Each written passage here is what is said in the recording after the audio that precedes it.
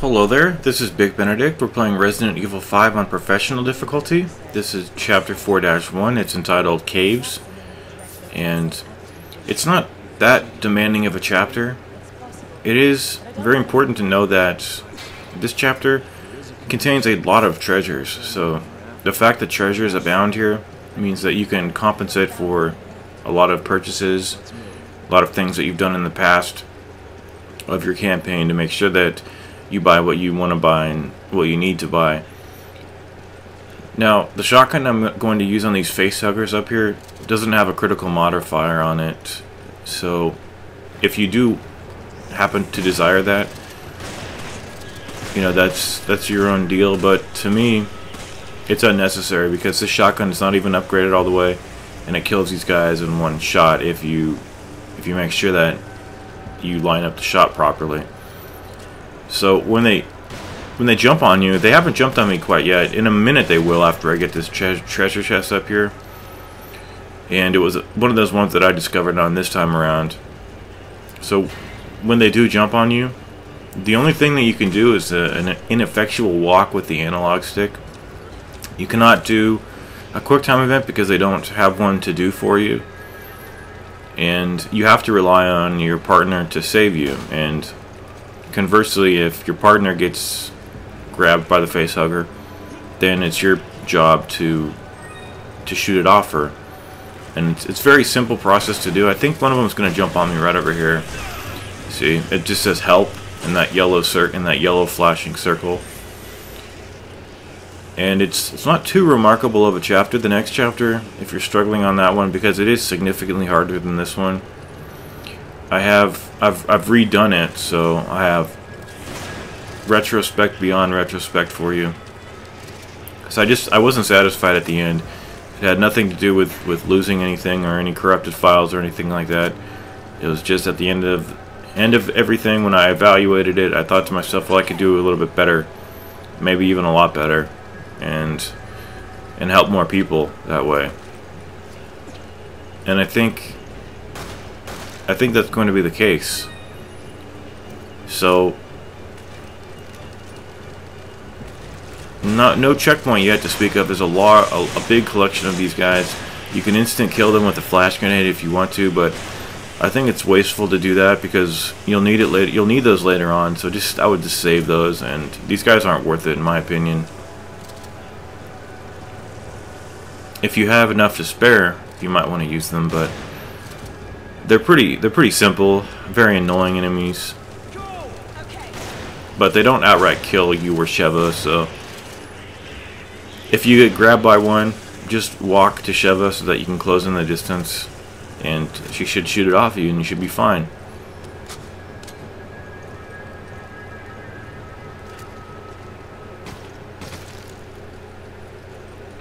So I've got to like these chapters more than I did on my first campaign.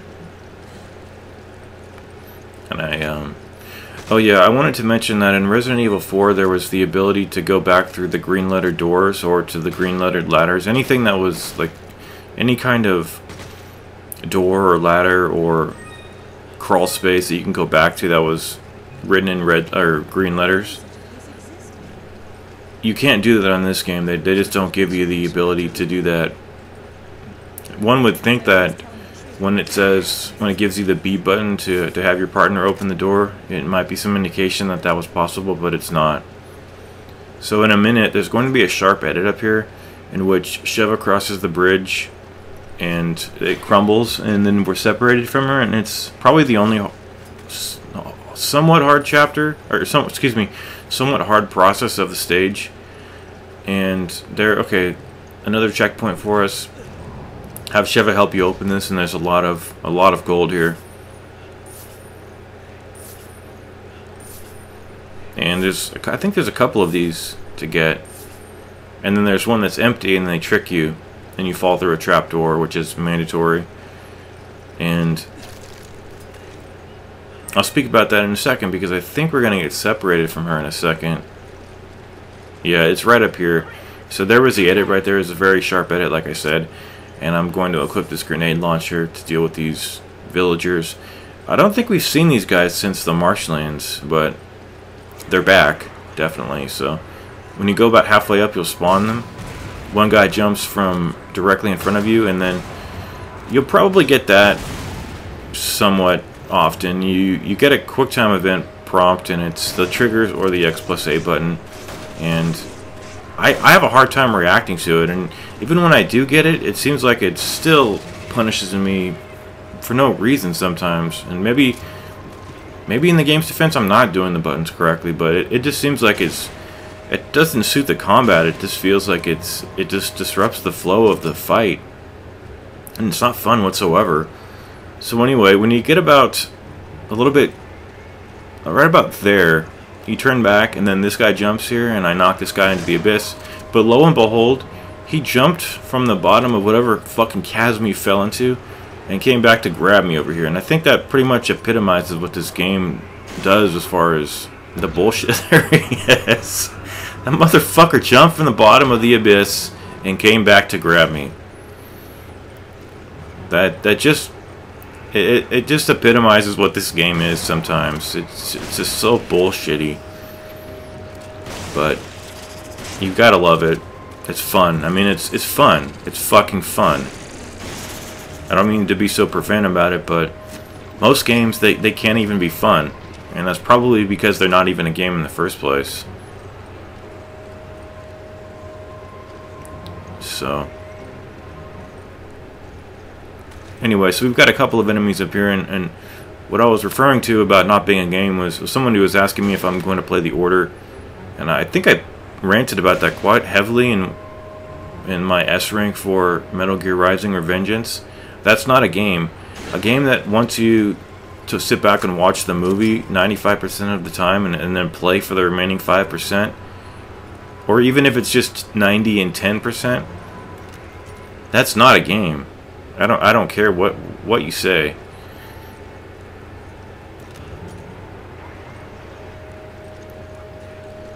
And it's just a shame that the people who made those God of War games had to fall from grace so much.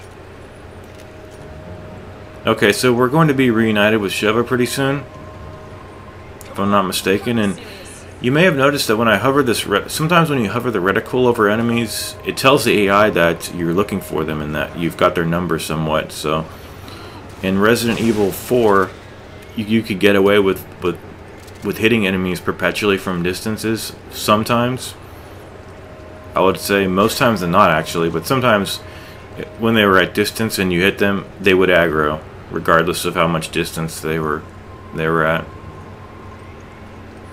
So it looks like we have got another treasure here. I can't profess that I've got all these treasures. I don't want to say that I've got them all because it's really easy to run past one. Okay, so here's what I was talking about. An enemy is at distance, but he's not going to aggro until I shoot him. And that's what's happening here.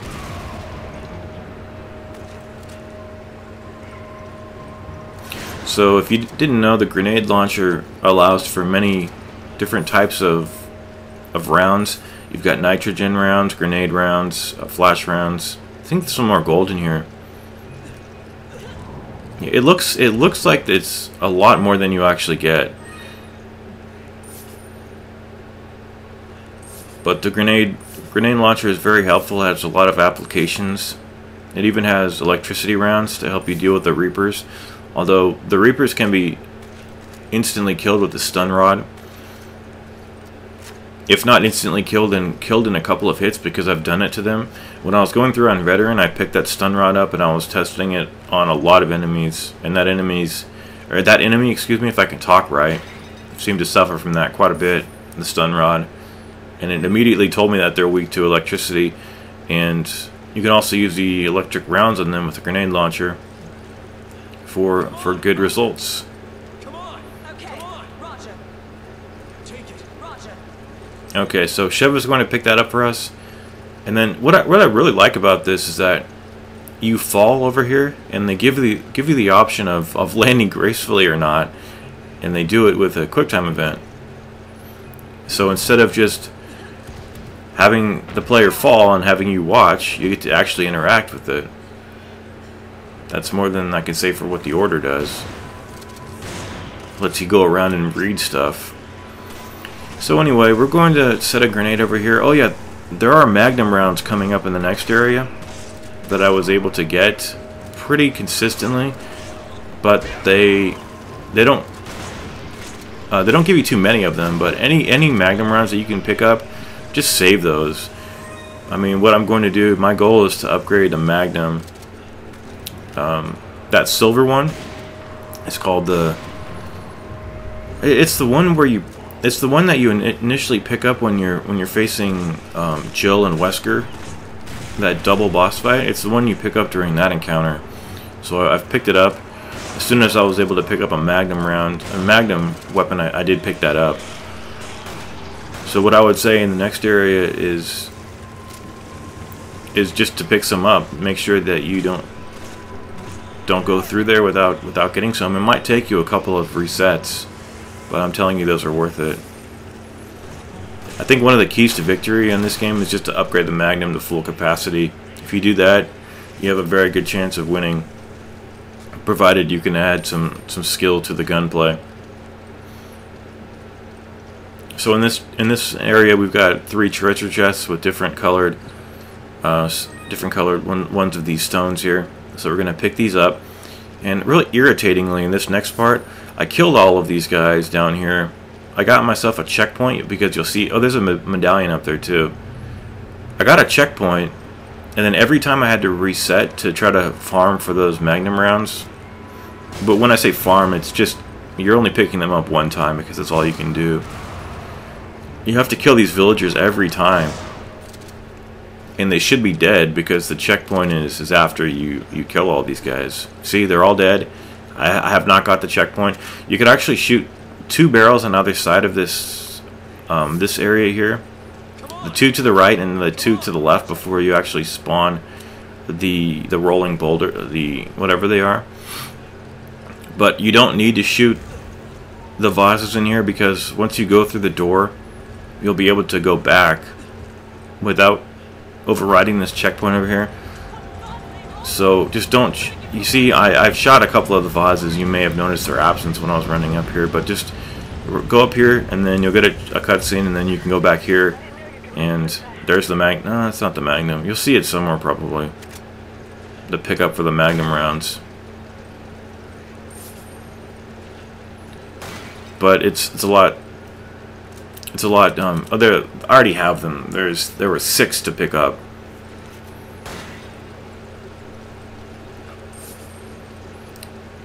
But you don't want to be running around here trying to collect everything while those boulders are rolling around the room, because it's just not pleasant, and there's no guarantee that you're going to do it successfully without dying and be able to preserve anything you pick up.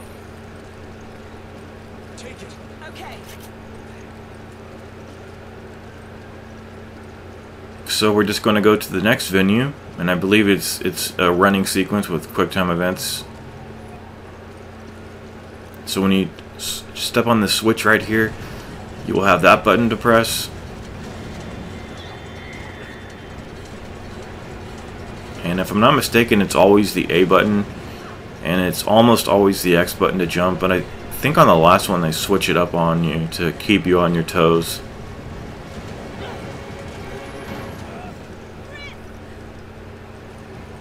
And if you don't press the triggers at the end, you will not have Sheva rescue you.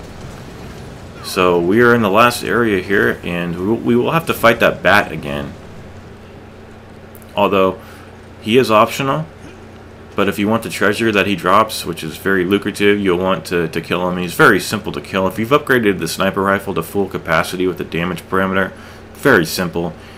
You can get him killed in one session.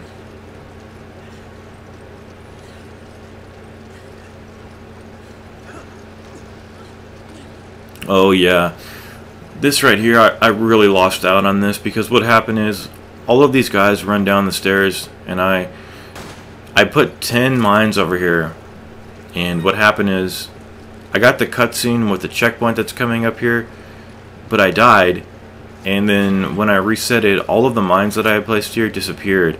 So just be very careful here of your inventory here, because you can lose it all. The only way that these don't disappear is if you don't die. So if you go to the next part, pull on the bell and trigger the fight, you get the cutscene, and then if you run back here, these guys, these mines that you place here don't disappear, but if you ever die, you lose out on all of those. So fortunately those things aren't too costly at the store. For 5, I think it only costs 1,500.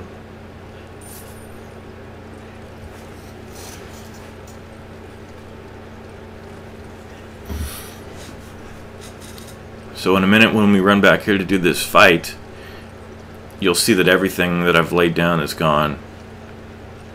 So it's pretty much throwing away $3,000. But it's just in-game currency. I'm not going to lament it too much. Things like that bother me pretty well because you would think that it would stay on the map. So when I run back here, you'll see no explosions from people getting killed as they run down the stairs, and it's just pretty regretful. But again, no need to dwell on it because it's not too hard, and they give you a grenade launcher to take care of the bulk of the enemies over here.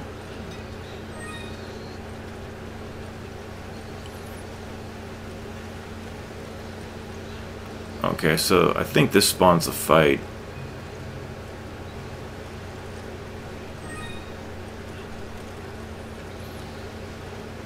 Yeah, the fight must have been spawned.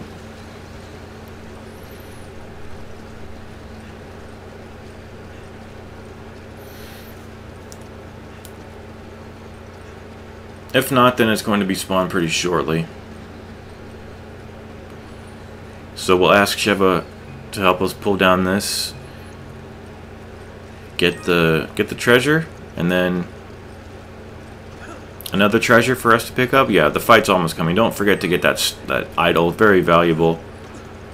Easy to miss. And then these enemies, see on the stairs, I could already tell that those mines had disappeared. So I found that standing in here is pretty good. It's pretty generous about standing.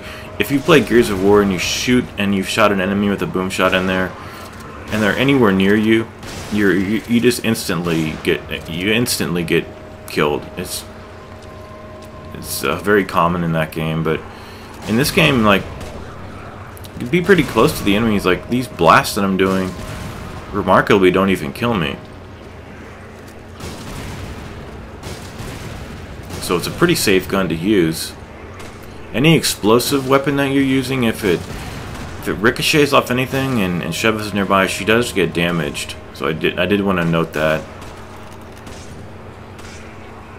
So that goes for the rocket launcher, the grenade launcher, and the proxy mines.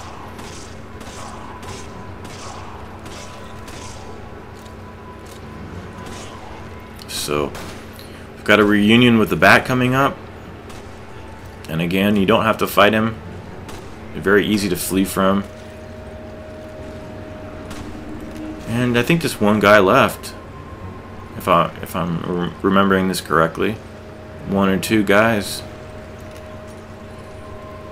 There he is. We're gonna take him down. There should be another guy left though. There he is, right up there. If you get a headshot. Oh, what you can also do is shoot the flaming arrow, which I did right there because his head was concealed behind a wall. But if you get a headshot, Sheva does say something like "good job" or something else positive like that. So it does give you some feedback about it, although you can tell if you get a headshot.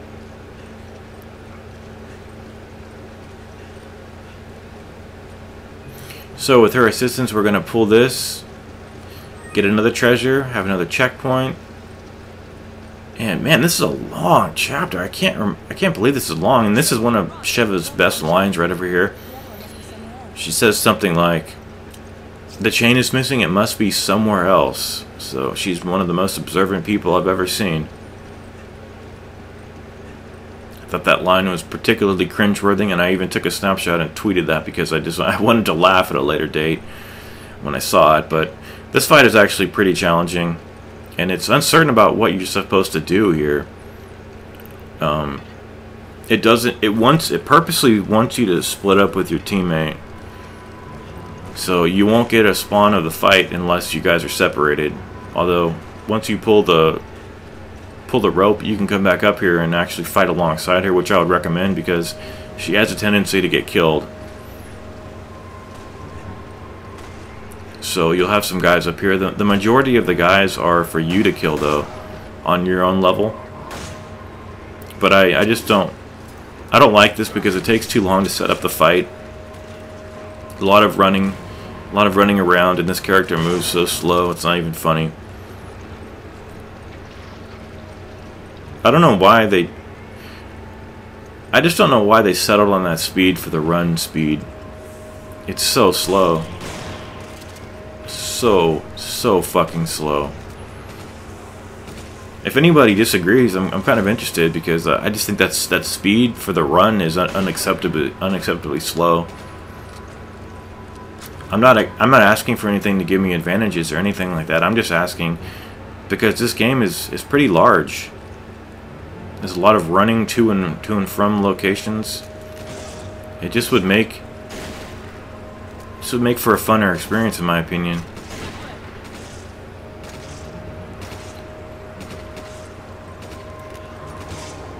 So this is not too bad once you know that you can come back up here and fight alongside Sheva. And you have to kill every single enemy, including all of the bugs, to be able to progress over here.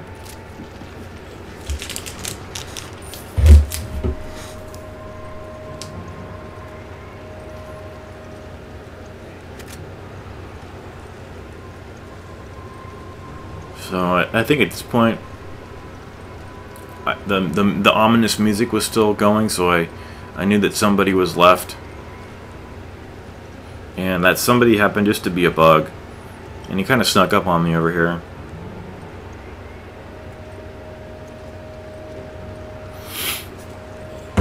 So if you let me get a drink of water, I can almost... I cannot believe how long this chapter is. This must be a half-an-hour chapter. I never begrudge long chapters, but sometimes when you sit down to do a commentary and you think it's only like 15 or 20 minutes and it turns out to be long, really long, you just get kind of surprised. Okay, so everybody is gone, and now we're going to pull this. To pull this, we'll tug on it, get a cutscene, and then we will get reunited with Sheva and do that boss battle. So just remember to buy some proximity mines so that you can down this guy. I imagine that less than 5 hits probably with the Magnum would take care of this guy. Obviously, that depends on how much you upgrade the damage parameter for it. But I would definitely make that one of your priorities while you're playing. And it's kind of a messy environment to fight this guy. But they give you a checkpoint right here, so you could try him as many times as you like. So after you pull on this, you run back. And just place some of these on the floor. Make sure he falls. And just capitalize. I think this ended in one session, but bear in mind that this rifle is maxed out in the damage parameter, and we were able to take him down very quickly. Maybe 2 sessions. I think I relented over there. I might have been able to kill him, but it just depends. I'm not sure.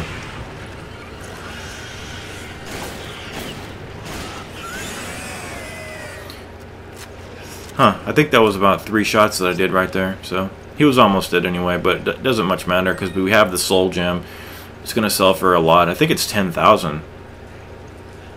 So it's highly worth it, even if you have to bear in mind that if you have to buy proximity mines, you know, it's just about 1,500 for 5. So it's not going to kill your monetary resources. What happens though if you do flee from him? You'll run up these stairs and do some quick time events. That's what I did on my main campaign because I didn't have any. I had no desire to fight him.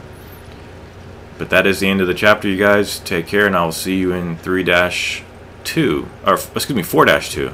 Take care.